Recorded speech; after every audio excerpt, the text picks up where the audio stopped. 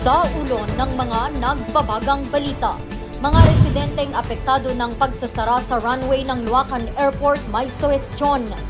Mga kaalaman sa batas sa eleksyon hatid ng isang libro. Obrang gawa sa Paco bida sa isang art exhibit. At Kenay Cross, bagong aktibidad para sa dog lovers sa Cordillera.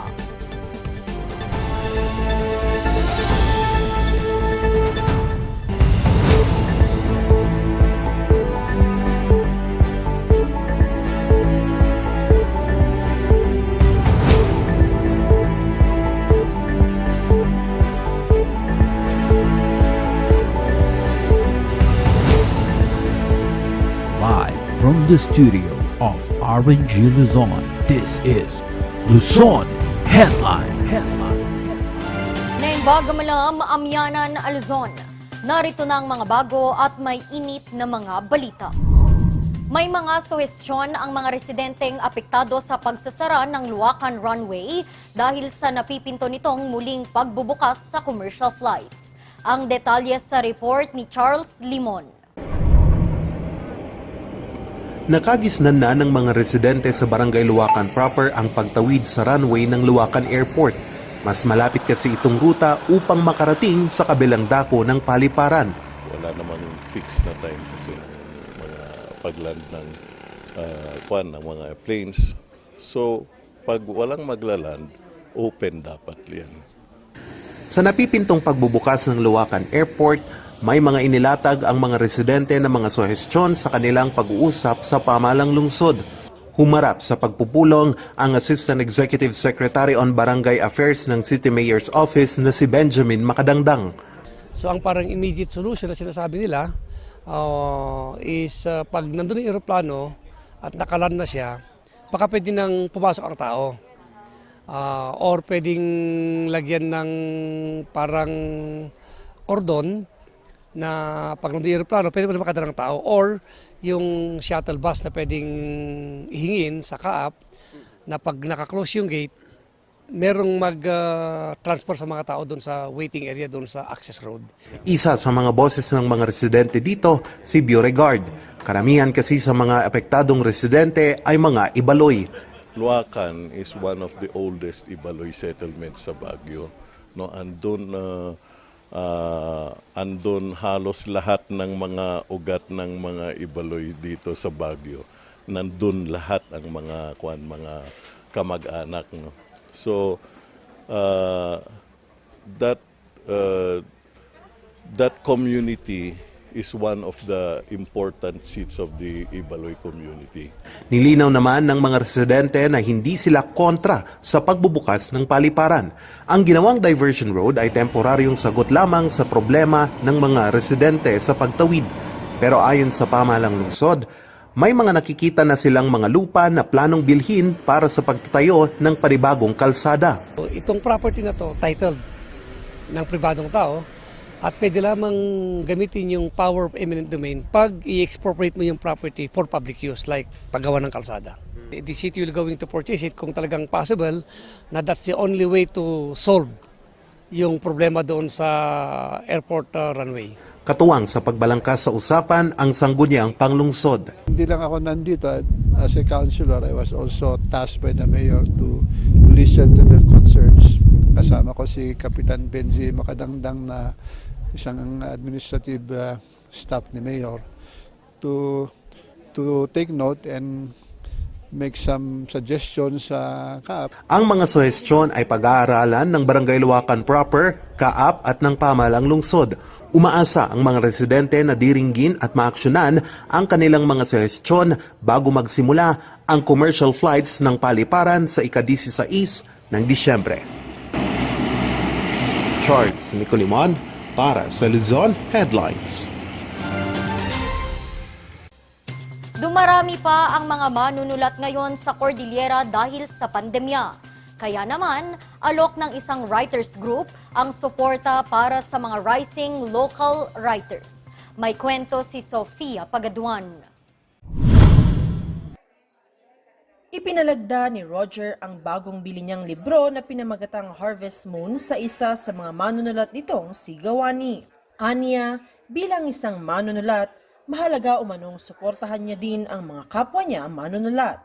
So, dito sa book na ito, may sinulat si Ate Gawani about Pangwani yung title niya, yung dineliver niya kanina na poem. So, napakaganda nung poem na yon because una ginamit niya yung Kankanaoy language, yung language namin na Kankanaoy. And it's very important for us also to reflect to our language, to the stories that we have in the Ili, in our community, put that into writing. Nandun na din kasi yung ways of knowing namin about our environment.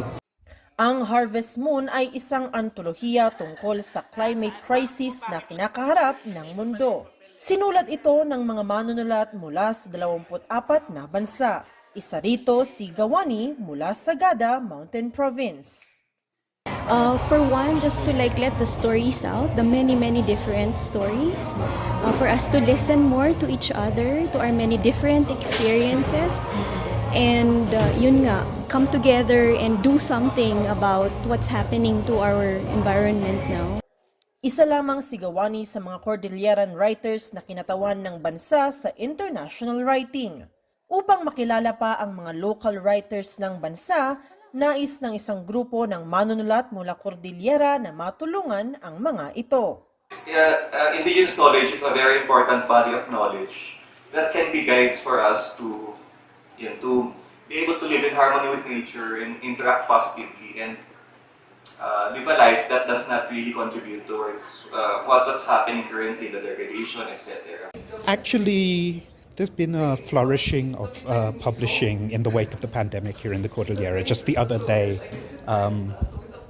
in the Ubud Cordillera Writers and the Baguio Writers Group, we were doing a count of the number of new books from the Cordillera that have been published this year.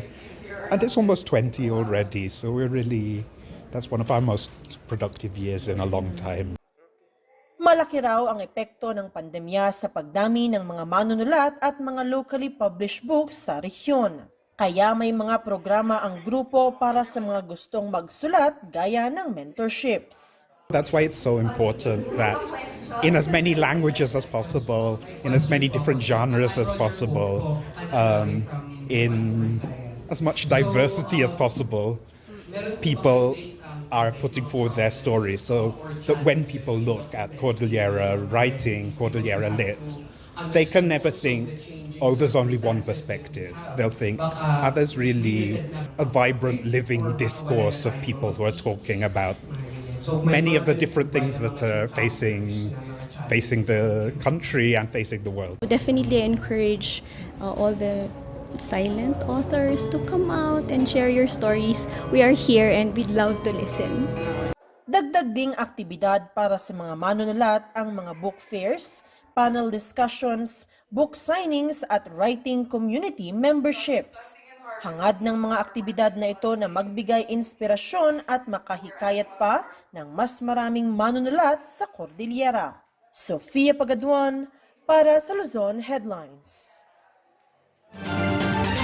Ibinida naman ng isang artist sa Baguio City ang kanyang mga obra na sumisimbolo sa mga Filipino mythological characters. Ang mga ito, gawa sa pako. Silipin yan sa kwento ni Charles Limon. Gamit ang pako, fiberglass at resin, isang taong binuno ng artist at eskultor na si Kigaw Rosimo ang 16 niyang obra. Tema ng kanyang mga obra ang iba't ibang mga Filipino mythological characters. Actually, lahat ng mga indigenous group has the same practice, belief as us here in the Cordillera. Pareho rin. They have their mga deities also, gods and goddesses like the Cordilleras. Ilan sa mga obra nito ang Diyos ng kagubatan, Diyos ng apoy, Diyos ng hangin, at iba pa. Sa tinagal-tagal na niyang paggawa ng mga obra, hamon sa kanya ang paggamit ng iba't ibang mga bagay. Kaya gamit niya ngayon ay pako. I tried other approaches, like paint, yung background niya, paintings, pero parang it doesn't satisfy me. So in the process, I have to experiment. I have to look for more materials na would mag-incorporate ng materials na mag-blend well, and sa tingin ko the nails blended well sa bas-relief. Sa 16 na mga obra nito, isa sa mga nangibabaw sa kanya ang estatwang obra niya na pinamagatang Hari ng Alupihan o sa Ilocano ay Ari Tigayaman. It's actually a body casting. I casted a live person na to get the whole impression ng body niya. Tapos I just played along in the process, add up with nails and other materials.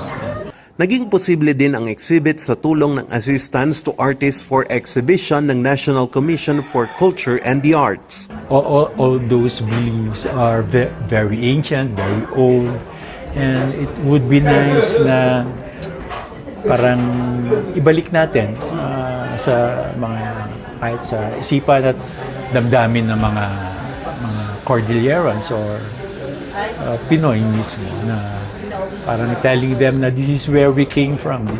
Nagkakahalaga ang bawat obra ni Kigaw ng higit kumulang 100,000 piso. Makikita ang mga obra ni Kigaw sa Ililikha Artist Watering Hole at Luisa's Cafe. Magtatagal ang exhibit hanggang sa Enero bago ito ipasubasta. Charles Nicolimon para sa Luzon Headlines. Susunod, kaalaman sa batas ng eleksyon pinalalawig gamit ang libro. Yan at iba pang mga balita. Abangan!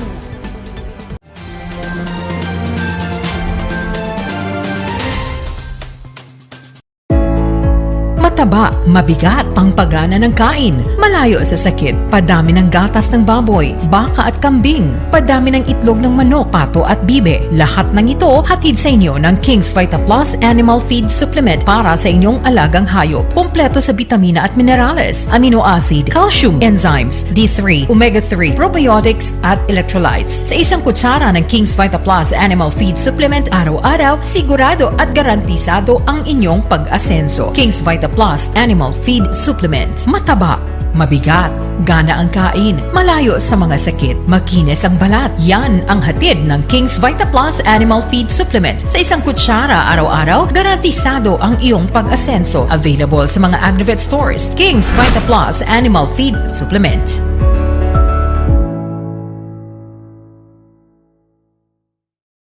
Kapag ang bawat isa ay protektado, ligtas at kompleto ang Paskong Pilipino. Ngayong December 5 to 7, isama na sa Bakunahang Bayan ang mga bagets edad 5 hanggang 11 at mga kapamilya at kaibigang edad 12 pataas para makuha ang biyayang proteksyon, handog ng mga bakuna at booster. Dahil sa Bakunahang Bayan, bawat Pilipino mas pinaslakas ang proteksyon. Alamin kung saan ang pinakamalapit na bakunahan sa inyong lugar sa tulong ng inyong LGU.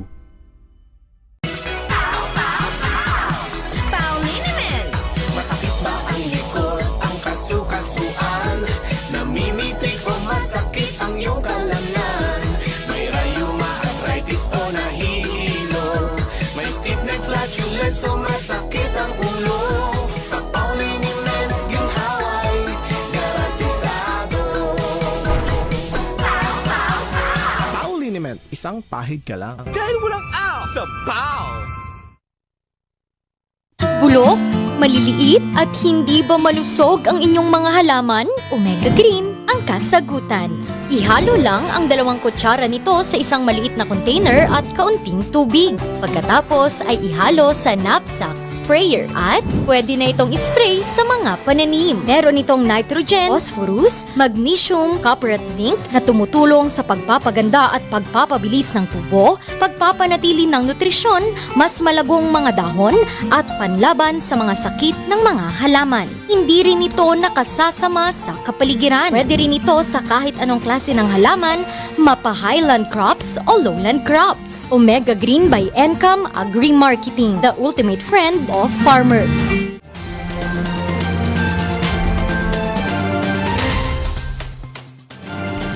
Upang mas maipaalam pa ang mga batas at kaalaman tungkol sa mga eleksyon, isang libro ang ginawa ng isang public servant. Narito ang kwento. run for office. Hindi naman basta-basta eh. Ito kasing mga taong to, yung mga bagong politician ba, yung kamag-anak mo, yung uncle mo, yung tatay mo, kinausap ka lang na you take my place, itong benefits, okay na, siyang papalit sa akin, okay na. They don't like to give chance to others, di ba? Ito ang isa sa nakikitang problema ni Provincial Election Supervisor, Attorney Elenita Julia Tabangin Kapuyan ng COMELEC Benguet. Nagdudulot ng ilang mga problema at minsay mga kaso ang kakulangan ng kaalaman ng ilang tumatakbong opisyal. An election officer accepts a certificate of candidacy and this person is not a registered voter. For example, so ni-report ni election officer, I cannot refuse kasi nga proper naman yung kanyang COC. Pero alam ko di ka registered voter. Can I as a COMELEC employee deny it outright? Hindi. Because there must be due process. Kailangan filean mo pa siya ng disqualification case before that person can be disqualified. Sa 31 taon niyang pagsisilbi sa ilalim ng ahensya, minsan, maging siya ay kinakasuhan dahil sa kakulangan ng kaalaman ng ilan sa mga ito. You cannot avoid naman cases lalo na kung controversial ka. If you are a little controversial and you want to fight for something, magkakakaso ka talaga. Para mas maibahagi pa ang mga batas tungkol sa eleksyon, isang libro ang kanyang isinulat. Bakit ba, imbis na gagawa ako ng flyer, kasi gumawa din ako ng flyer, di ba kinalat ko sa inyo, na ito yung pakikalat mo nga tong flyer na to. Gawin ko na lang kayang libro para makompile na lahat, maging kompleto pa with SOSE, the format of how to fill up SOSE, and then lahat ng common questions about OFWs, kung paano sila mag-register, paano sila mag-transfer. Isama ko na nga lahat dyan, sabi ko, so that if somebody will ask, yung pag-voters ako, dala ko na rin yung libro. May 10 itong bahagi na tumatalakay sa iba't ibang mga paksa. Bukod sa mga politiko, sakto rin ang libro sa mga law students dahil isinulat niya ang mga ito sa paraang mas madaling maintindihan. 25 kopya ng libro ang kanyang unang inilabas ngayong araw. Pero maaari na rin daw makabili ang mga interesado sa kanyang binubuong website at maging sa ilang bookstores sa susunod na mga araw. Randy Guzman para sa Luzon Headlines. So, it's Christmas. Pag may Christmas, may 13-month pay ang ating mga empleyado, whether regular, probationary, or otherwise. Yan ang PD 851. Reminders, it should be paid on or before the 15th day of the month. At saka sa mga empleyado, hindi po kasama ang allowances diyan sa computation ng 13-month pay. It shall only be based on the basic salary. And of course, prorated. Kung 6 months ka pa lang sa employer, your 13-month pay will be computed basic times 6/12. Yan. How about taxi drivers, jeepney drivers who are in the boundary system? Yung ating mga more than 3,000 taxi drivers sa Baguio, majority boundary yan. Ang sabi ng ating Korte Suprema sa Baguio Transport Corporation versus NLRC, ang taxi drivers, jeepney drivers, bus drivers under the boundary system are not hindi po entitled to 13-month pay. Alam niyo naman ang boundary system, when the driver is engaged to operate the owner's unit and pays boundary at the end of the day for the use of the unit. Kung ano man yung excess ng kanyang boundary, yun yung kanyang kita. At sabi ng Korte Suprema, yung PD 851, yung Section 3, doon nakalagay, it excludes employees who are on pure commission, boundary, or task basis. and those who are paid for a fixed amount for a specific work.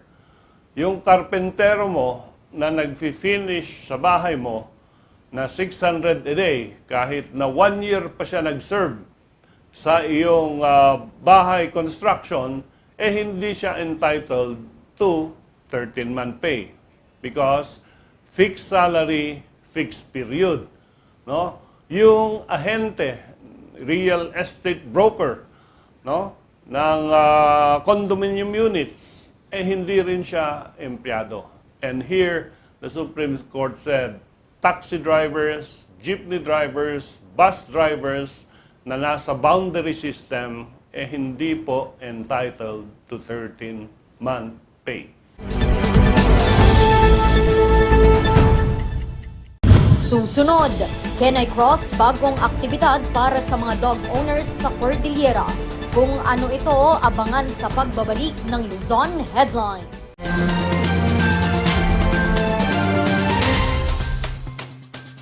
Saan ka magbabagong taon? Sa bahay? Nagsasaya kasama ang pamilya? O sa ospital na nakaratay na nasabugan ng paputok ang kamay? Nasa kamay mo ang desisyon. Saan mo gusto magbagong taon? Ipagdiwang ang taon na ligtas kasama ang iyong pamilya. Oplan, iwas paputok.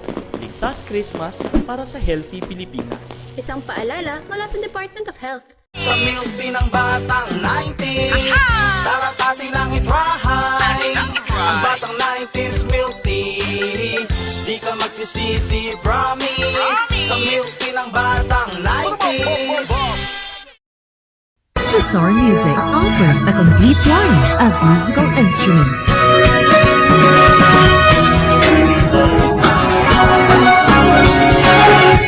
Hussar Music, Baguio's pioneer in online music and art lessons.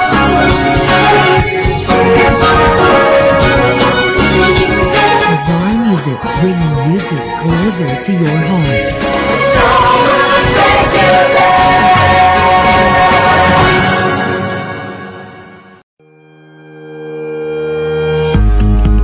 The Baguio Country Club, the first and only 5-star mountain resort in the Philippines, is fully equipped and ready to welcome you back. The club has thoroughly worked on adapting to the new normal. The usage of any of the facilities and amenities of the club is governed with specific rules, regulations, and procedures in accordance to the medical, physical distancing, and disinfecting protocols. And as you return back here to your second home and make new memories with us, we assure you that at the Baguio Country Club, you do not have to worry because we can assure you that the club continuously puts great importance to the health, safety, and wellness of its members, guests, and employees.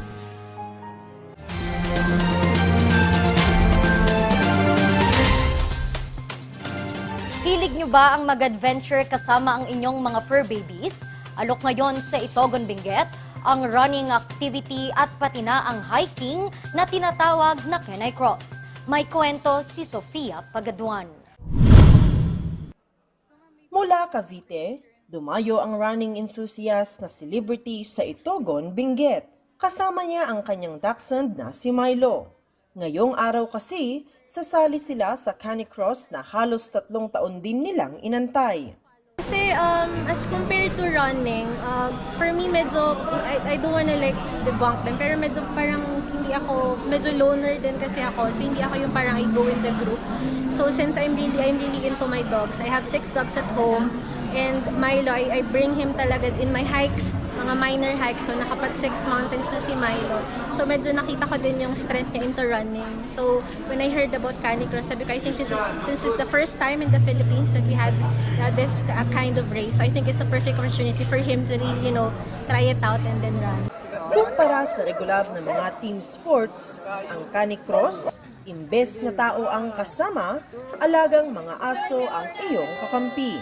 Masusubok dito ang teamwork at tatag ng runner at mga kasamang alagang aso. 5 kilometro na may 120 metrong elevation ang tinakbo ng mga kalahok. Para sa 5 taon ng runner na si June, oportunidad ito para sa aso niyang si Luna na magpakitang gilas. Actually, madalas kami nagtitrail run ng aso ni Luna. Madalas kami sa Montalban. Yung training ground ng mga trail runner sa Montalban, sa Rizal, usually doon ka nagtitraining yung mga trail runner na sumasali sa ganitong trails. Si Luna, lagi namin kasama sa LSD. Yung LSD ay long slow distance. Long slow distance, may maliksing distansya, may mahaba. So sanay siya talaga mag-trail run sa bundok. Nasungkit ni na June at Luna ang overall champion sa kompetisyon. Luna, you're new toy. Pwede mong nguyain. And then, second. Siyempre masaya. Actually, first time kong mag-podium kung hindi kay Luna actually. Siya kasi nagpo-podium na talaga siya. Nanalo siya before sa mga iba-ibang ibon. Pero yung may mga kasamang ibang aso. Pero hindi yun dito. Iba kasi yung dito. Mataas kasi yung elevation dito sa kaya mahirap. Actually ako nahirapan. Sa kanya normal. Ang Canicross 2022 ang kauna-unahang Canicross racing sa Cordillera. Ipinakilala ito buhat na rin ng pandemya. Mainam din itong aktibidad para mapanatili ang maayos na pangangatawan ng mga pet owners at pati na rin ng mga alagang aso. And we'd like to introduce this to more people. So next year, we're going to be starting Canicross race, just a Canicross race. No? Wala nang ibang side, hindi siya side event for a bigger race, like it is here for the CMU. Suportado naman ito ng ilang mga veterinarians. Really, since this is our first sponsorship din for the Canicross, ang parang basic lang din naman, basic SOP namin is always make sure na healthy yung dogs before and after the race. So we check them after the race. Tapos isang to watch out for is of course yung health nila. At least lucky for us, actually yung weather is good naman. So hindi siya tanghaling tapat, so it's not too hot, mga ganun. Parte ang Canicross sa Cordillera Mountain Ultra na nagbabalik ngayong taon sa tinungdan Itogon, Benguet.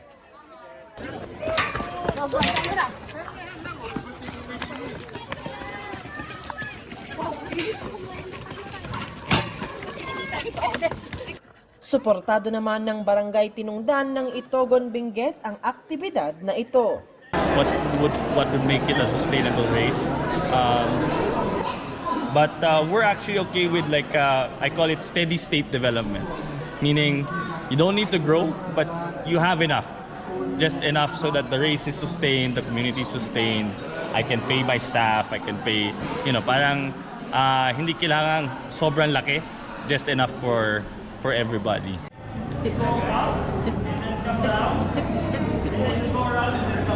Inaasahan na makakahikayat pa ang aktibidad ng mga pet owners sa pagsasagawa nila muli nito sa susunod na taon.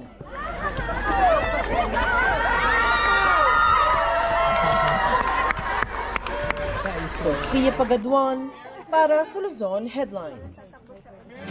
At yan ang mga balitang nakalap ng Luzon Headlines ngayong araw. 18 araw na lang, Pasko na. Maraming salamat at magandang araw sa ating lahat.